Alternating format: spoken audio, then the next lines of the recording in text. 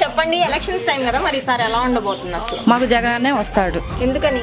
అన్ని పథకాలు ఇస్తున్నాడు. పేదవాళ్ళకి ఇల్లు ఇచ్చాడు, మరి అమ్మఒడి వేస్తున్నాడు, డోక్రా గ్రూప్ వాళ్ళకి ఆశ్రయం ఇచ్చాడు, చేయూత ఇచ్చాడు. అన్ని పథకాలు వస్తున్నాయి. ప్రతి ఒక్కళ్ళకి ప్రతి ఇంటికి ఏదో పథకం వచ్చింది కాబట్టి మళ్ళీ మేము జగనన్న గెలిపించుకుంటాం, మళ్ళీ పథకాలు పొందుతాం మేము. మరి ఇప్పుడు బాబు గారు కూడా ఇస్తానంటున్నారు కదా, ఒక ఛాన్స్ ఇవ్వండి. అంతకు ముందు ఇవ్వలేదే? మా జగనాన్ని ఇచ్చినాక ఇప్పుడు ఇస్తారంట. అంతకు ముందు ఇవ్వలేదే? డోక్రా గ్రూప్ వాళ్ళకి రుణమాఫీ చేస్తామన్నారు. చాలా గ్రూపులు చేస్తాం, చాలా గ్రూపులు ఆగిపోయినాయి. మా జగనాన్ని వచ్చినాక మళ్ళీ రిపీట్ అయినాయి. చాలా ఆశ అందరికి ఆశ వేసారు, కన్ఫర్మ్ గా చేశారు.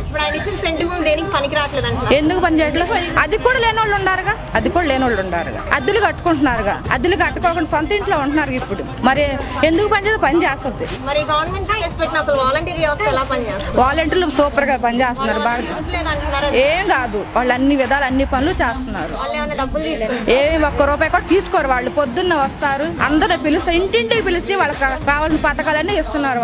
వాళ్ళని అంటానికి లేదు. గవర్నమెంట్ అయితే బానే ఉంది.